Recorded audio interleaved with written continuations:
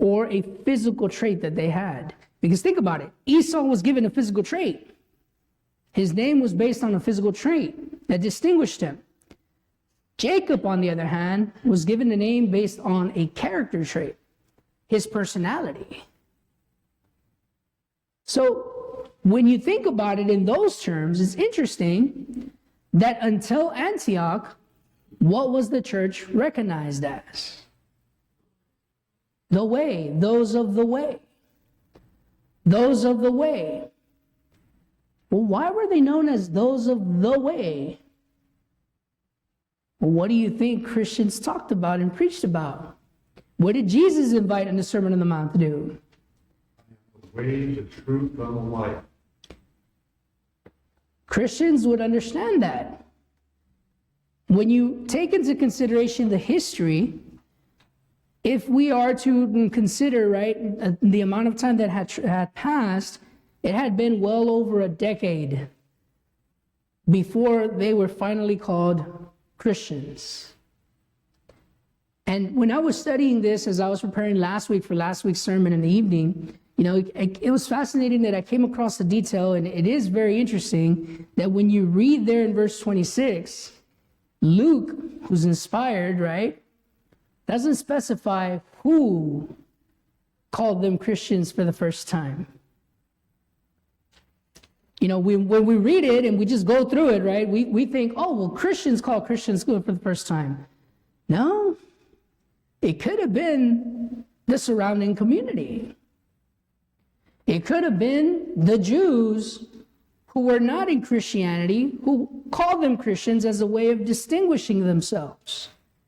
The Bible doesn't specify.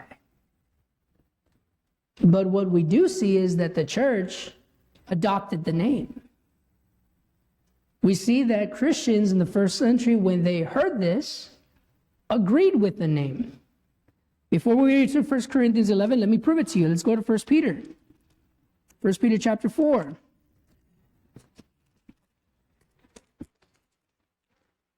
And as a way of a trivia, for those not named Kevin Townsend, how many times do we find the word Christian in the New Testament? I'll give you a hint. It's between one and many. How many times do we find the word Christian in the New Testament? In fact, I could actually say, how many times do we find the word Christian in the Bible? Alex? Want to guess? You're going to go with one? Okay. Brother Jim goes with two. Brother Townsend? Oh, you don't know? Okay. 3 times. Only 3 times do we find in the entire Bible the word Christian. Acts chapter 11, verse 26. 1 Peter chapter 4, verse 16. And the 3rd time is when Agrippa tells Paul that he almost persuaded him to what? Become a Christian. 3 times. Only 3 times in the Bible do we read the word Christians. In Acts chapter 11, verse 26, we don't know who was the first one to use the name. In Acts chapter 26, we know who said it, and we know why he said it, and it was from the mouth of a non-Christian, if you will, a spiritual Gentile. But here in 1 Peter chapter 4, this is the one and only time where a Christian uses the term Christian, which proves why they did accept it, they did adopt it, and they did use it as an identifying marker. Go with me to 1 Peter chapter 4, beginning at verse 12. Beloved, do not think it strange concerning the fiery trial which is to try you, as though some strange thing happened to you. But rejoice to the extent that you partake of Christ's sufferings, that when his glory is revealed, you may also be glad with exceeding joy. If you are reproached for the name of Christ, blessed are you, for the Spirit of glory and of God rests upon you. On their part, he is blasphemed, but on your part he is glorified. But let none of you suffer as a murderer, a thief, an evildoer, or as a busybody in other people's matters. Yet, if anyone suffers as a Christian, let him not be ashamed, but let him glorify God in this matter. For the time has come for judgment to begin at the house of God. Notice the interchangeable terms. If anyone suffers as a Christian, for the time has come for the judgment to begin at the house of God. Paul agrees with Peter, doesn't he? Paul told Timothy that the church is what? The house of God. For if I am delayed, you will know how you ought to conduct yourself in the house of God. And then he clarifies, which is the church, the column and ground of the truth. So when we read about the house of God, we're also reading about Christians. You see that? Because Peter in verse 16 says, and if anyone suffers as Christian, and in verse 17 he elaborates what he refers to. For the time has come for judgment to begin at the house of God. Notice, and if he begins with us first, what is Peter recognizing himself to be? A Christian. So, brethren, we carry the same name that the church carried in the first century that was given to them in Antioch. Now, why is this special? Why am I making such a big deal about this? Well, what was happening in Antioch? Remember, we studied this in our sermon last Sunday. Why was Barnabas sent by the brethren in Jerusalem to Antioch? What did the church in Jerusalem discover or hear that was taking place in Antioch?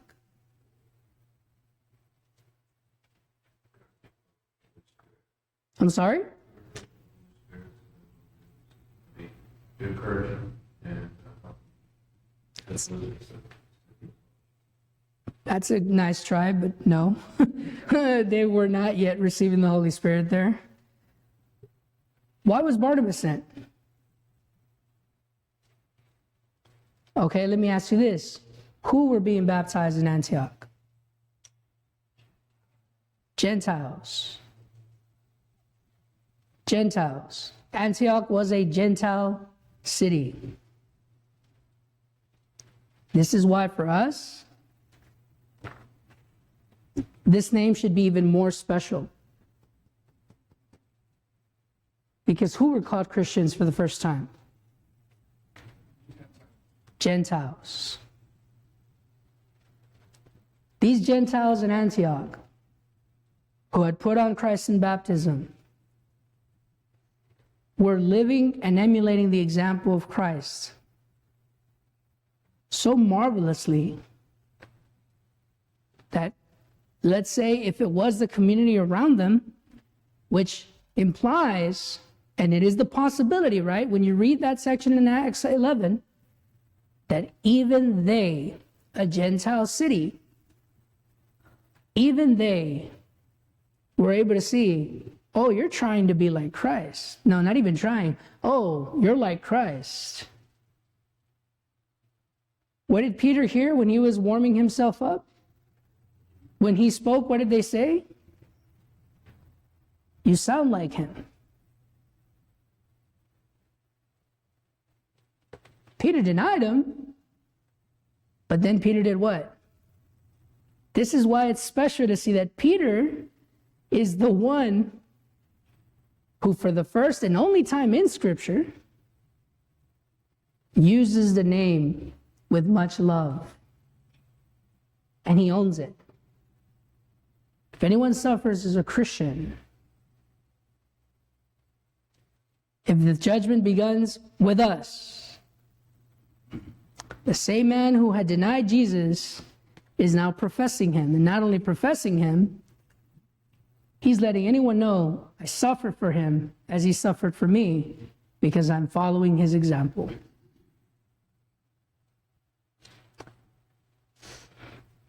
We first need to understand who we are in order for us to know where to go.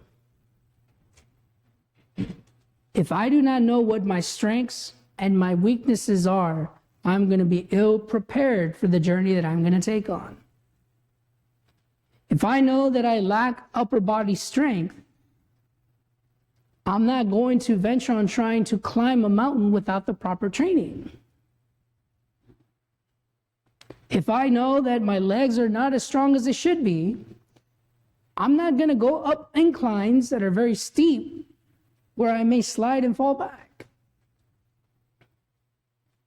I need to know myself. I need to know my strengths and my weaknesses. I need to know what I can do to encourage myself and strengthen myself and build myself up. And this reason, we go back to Acts 11, as we said, and we see what the church was doing that made this name a reality. Beginning there at verse 19,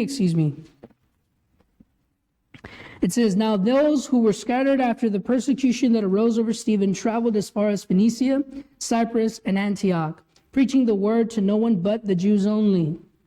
But some of them were men from Cyprus and Cyrene, who when they had come to Antioch spoke to the Hellenists, preaching the Lord Jesus. And the hand of the Lord was with them, and a great number believed and turned to the Lord. Then news of these things came to the ears of the church in Jerusalem, and they sent out Barnabas to go as far as Antioch. When he came and had seen the grace of God, he was glad and encouraged them all that with purpose of heart they should continue with the Lord. For he was a good man, full of the Holy Spirit and of faith, and a great many people were added to the Lord.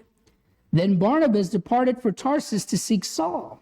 And when he had found him, he brought him to Antioch. So it was that for a whole year they assembled with the church and taught a great many people. And the disciples were first called Christians in Antioch." Now again, Luke does not specify who gave the name, who coined the moniker. We don't know. But we do know whom was called. Who were the ones that were called Christians? The disciples. Now, is it talking about the 12? No. Who assembled with the church an entire year? Saul and Barnabas. Were Saul and Barnabas part of the 12? No. They were not part of the 12. So here, when we read disciples, we can immediately say that it's not talking about the 12, right? Therefore, the word disciples here is referring to the church, isn't it? What is a disciple?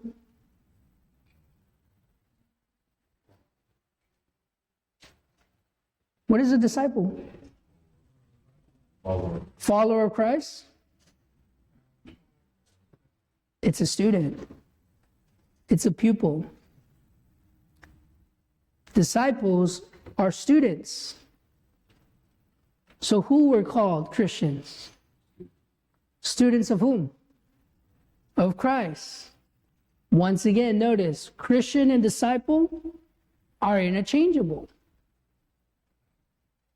They're interchangeable. Church, disciple, and Christians in this context are interchangeable. Did you see that? Go back to verse 26. "And when he had found him, he brought him to Antioch. So it was for a whole year that they assembled with the church and taught a great many people. And the disciples were first called Christians in Antioch." The passage explains itself, doesn't it? What led to the moniker? What led to them being called Christians? Brother Thompson? Their behavior like Christ. They were learning. Well, if they're calling them Christians, this means then that some of those people knew them before, didn't they? A transformation happened. A change happened. Almost 9 years ago, I was blessed to begin here with you all. And I remember Brother Leonel Cortez, who's no longer with us, but he was the mentor of my mentor, Rodrigo Renteria. And I'm not sure how many of you knew this or not, but when Brother Cortez recommended me to our eldership, there were two things that I found fascinating about that. Number one, he had never heard me preach.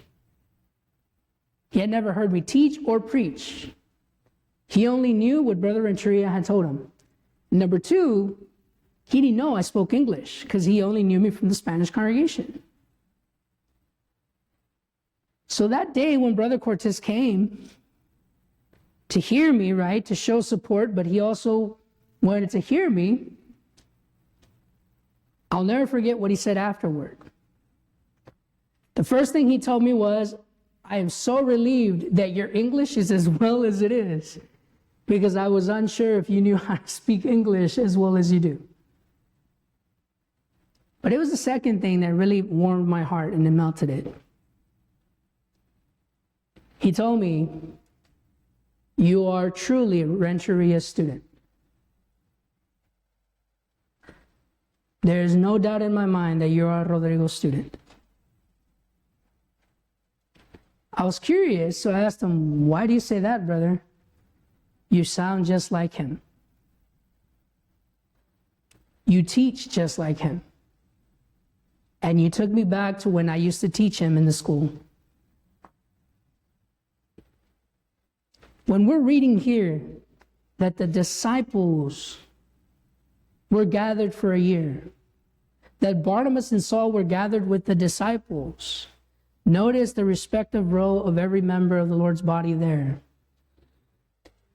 Barnabas and Saul were there teaching them how to be Christians.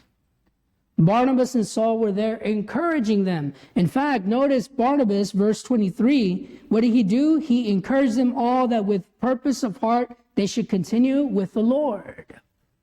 Barnabas went to teach them. Barnabas went to encourage them. He didn't only go to verify, but when he saw that it was true, that the reports were true, he was glad. And as his gladness is displayed, he takes it upon himself to begin to teach these people. But what did Barnabas recognize in the following verse, verse 25? What did Barnabas recognize in verse 25?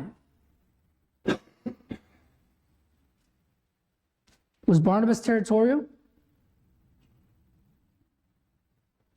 Was he of the faction mentality? What did Barnabas realize? You need help. I need help. I can't do this on my own. But what kind of help did Barnabas need? Why did he go get Saul? He was an apostle, okay.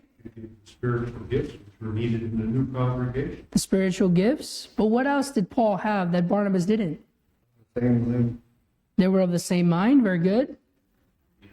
What was that? Knowledge. These were Gentiles, remember? What did we say last week? The Gentiles didn't know?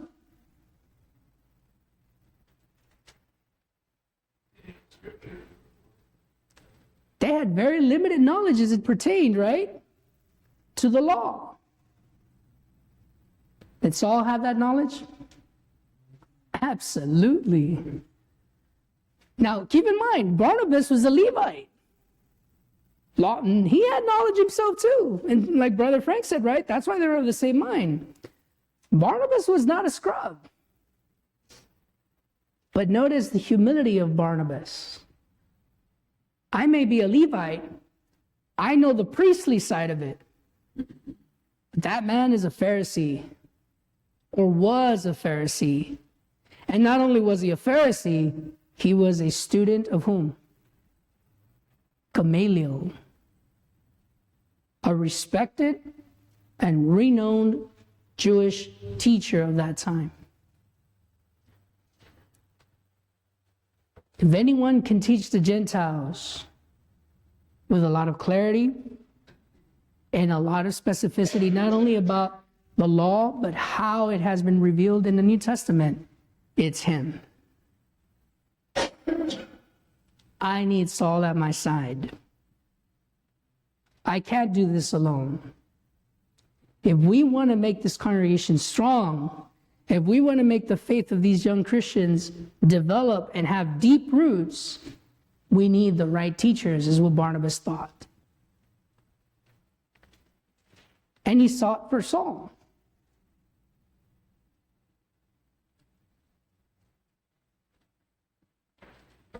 What were the results?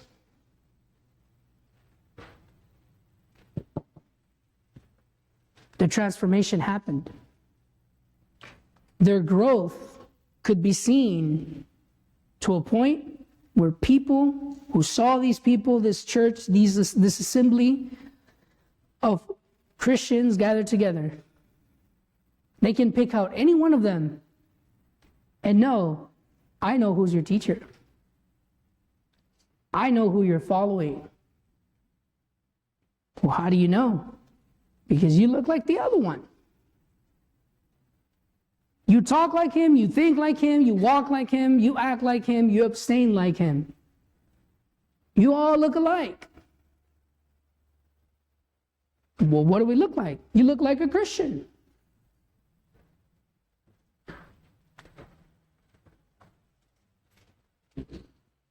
Saul and Barnabas, they taught them, right? But they didn't only teach them in word. Someone please go to 1 Corinthians chapter 11, verse 1. Someone read for me 1 Corinthians chapter 11, verse 1.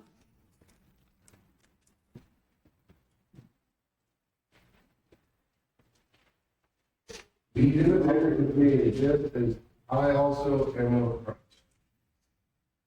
What is Paul declaring here? Does he want them to imitate him, or does he want them to imitate Christ? Christ. So why does he put himself as a pattern? Well, the Corinthians didn't know Christ in person, did they? They never met the Lord in person. Who met the Lord on the road to Damascus? Saul. Paul,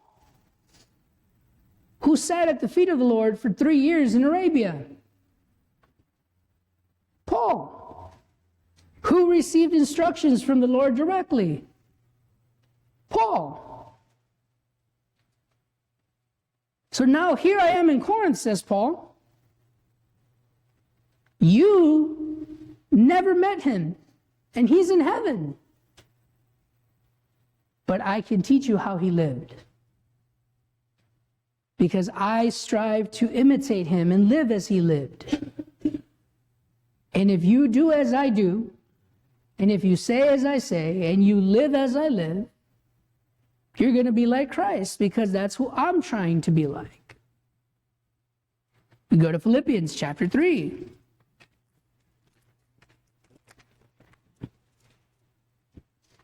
Philippians chapter 3, beginning at verse 15. It says, therefore let us, as many as are mature, have this mind. And if anything you think otherwise, God will reveal even this to you. Nevertheless, to the degree that we have already attained, let us walk by the same rule, let us be of the same mind. Brethren, join in following my example, and note those who so walk, as you have us for a pattern. Now what is Paul saying? Is Paul the only one that the Corinthians should be imitating? Is Paul the only one that the Philippians should be imitating? No, right? Paul says there are other Christians like me who are mature, who are seasoned, who are spiritual. We are a pattern to be followed. So if the mature Christian is a pattern, Who is the one that should be following the pattern?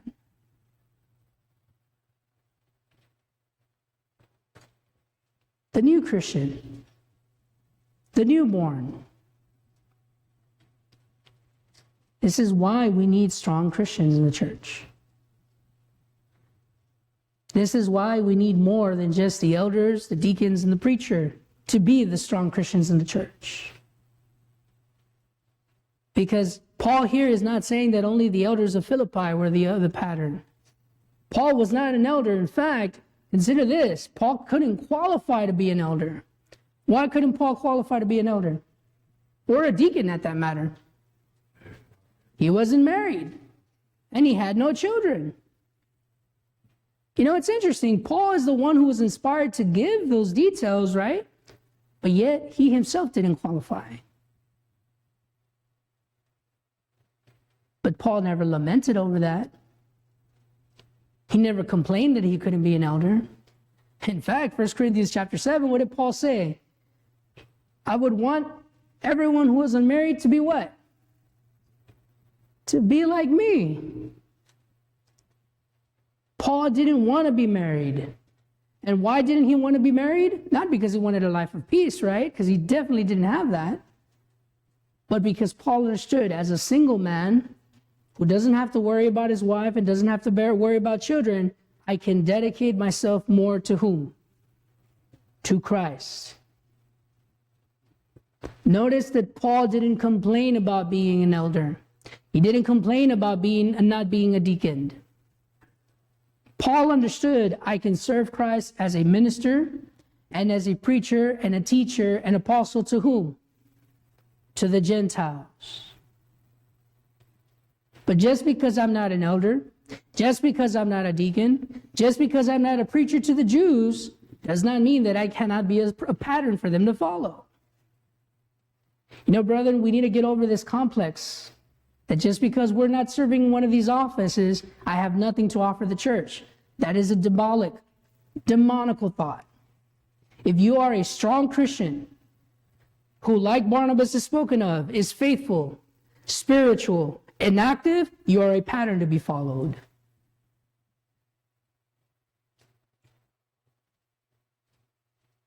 We can teach. We can teach. We should be teaching with simply our example. We can take a new Christian, and if that new Christian is still trying to figure out, I don't know how to live as a Christian, just follow my example. Just do as I do, and you'll be fine. Because I was taught by Christ, said Paul. Just follow my example and walk the path that I'm walking, and you'll learn how to be a Christian. Yes, sir. Hebrews 1:3, Jesus is spoken of as being the express image of the Father. The idea that he is an imprint of the Father. Jesus said, if you've seen me, you've seen the Father. So he gives us an example that we are supposed to make ourselves the image of him, and we use the faithful and those who are stronger as a means to do that. Absolutely. And again, this is why we have to consider this. This is why we need to understand this. Because in order for us to have a healthy growth, we need to know our identity, don't we? We need to know our identity. You know, our current civilization is having an identity crisis. You know, I keep harping on this because it blows my mind, because it's something that's truly so simple, and yet society has to make it so complex. The simple question of what is a woman? That's an identity crisis. It's an identity crisis. You know, and what really scares me but also saddens me is that now doctors have decided to play along. These are people who took the Hippocratic Oath. Am I pronouncing that right, Joel? And in that oath is basically you are making a vow that you're going to save lives, that you're going to protect them to the best of your ability. do no harm.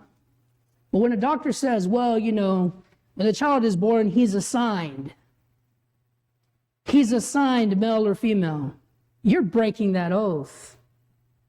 You're breaking that oath. Humans don't assign a gender. Your gender is a part of your identity.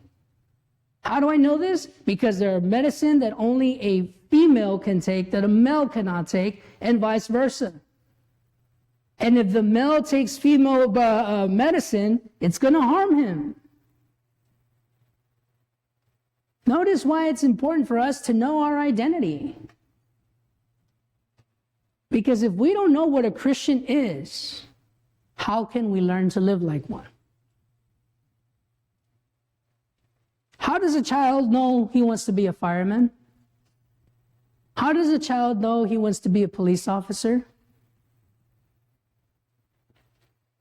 He sees them, right? And someone tells him when he asks, what does that man do? Oh, he's a fireman. He rescues cats from trees. I want to be a fireman when I grow up. The identity of that office, right, is tied to the person who's actually doing the job. And because that person is doing the job efficiently, the child becomes inspired to want to be like him. You see that? Fathers, you want your children to be Christians? Show them the example at home. Show them the example at home. Don't let your preacher or your elders or deacons be their example. You be the priest at your house. You want your children to learn how to offer sacrifices acceptable to God? Serve your burnt offering at home. If you're teaching your children that study of the Bible only happens on Wednesdays and on Sundays, you're giving them a bad example of Christianity. You should be sitting at home with your family every day. Every day. Because that's how you teach them that Christianity is a lifestyle, not a social gathering. You should be getting here early so that you can fellowship with your brethren.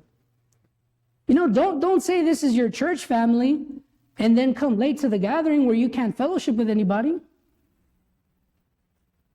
Or don't say that you're happy to be here and then as soon as, 11:05, because our preacher goes over sometimes, hits, you rush out of here and you don't stay behind to get to know anybody.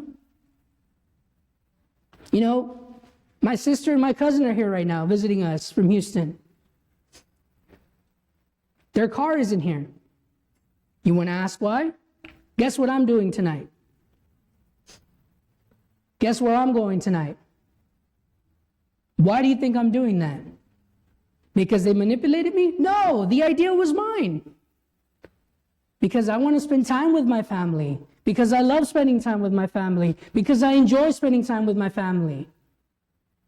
I thoroughly enjoy driving them nuts. But guess what? I don't care driving down the road, spending 3 hours in a car with them. They're my family. I love them. I miss them. I enjoy them.